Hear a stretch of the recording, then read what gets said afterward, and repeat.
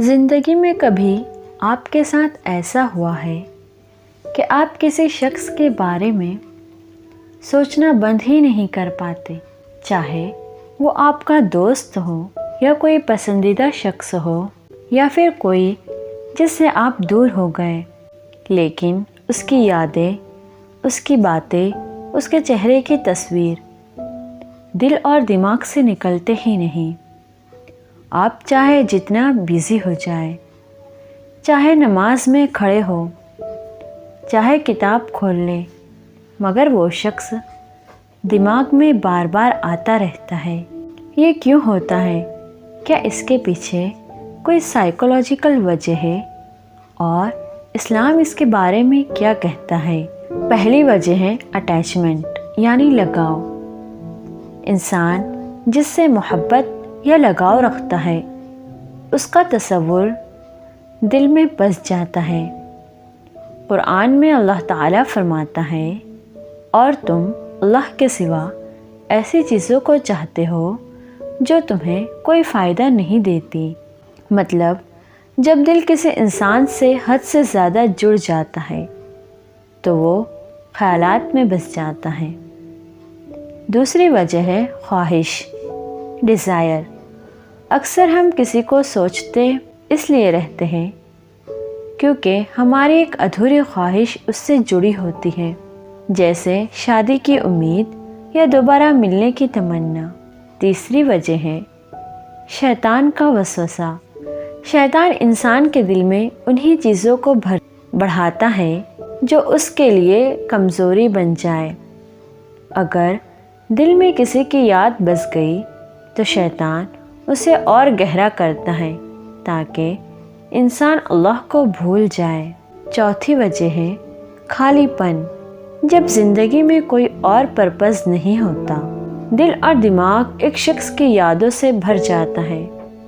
اس لیے زیادہ سوچنا اصل میں دل کے خالی پن کی علامت ہوتی ہے۔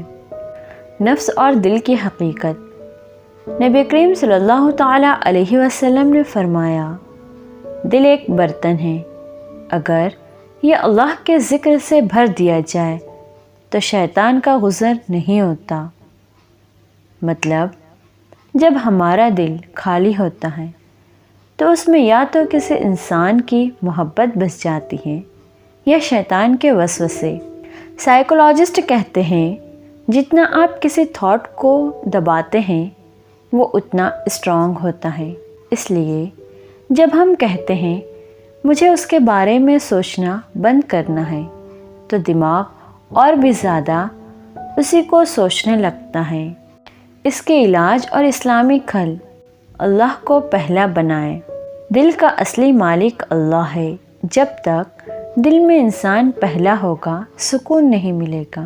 اللہ تعالیٰ قرآن میں فرماتا ہے، دل صرف اللہ کے ذکر سے ہی سکون پاتے ہیں۔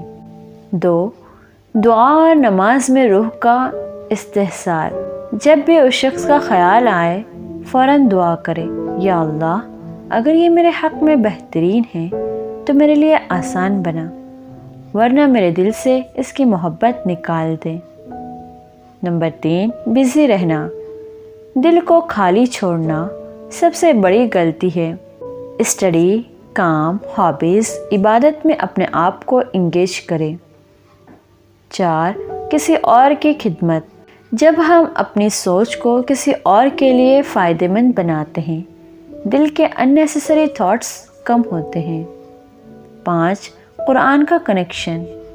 ہر روز کم از کم 15 منٹ قرآن پڑھنے کی عادت بنائیں۔ یہ دل کے سوچنے کا رخ بدل دیتا ہے۔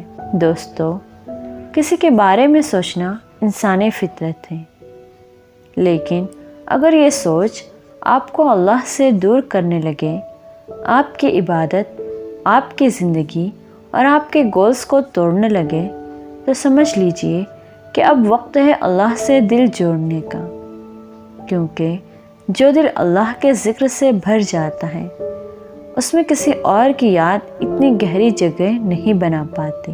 اور یاد رکھیے، اصلی سکون اور اصل محبت صرف اللہ کے قرب میں ہے۔ اگر اپنے دل کا رخ اللہ کی طرف کر لیا تو خیالات کے طوفان اپنے آپ شانت ہو جائیں گے۔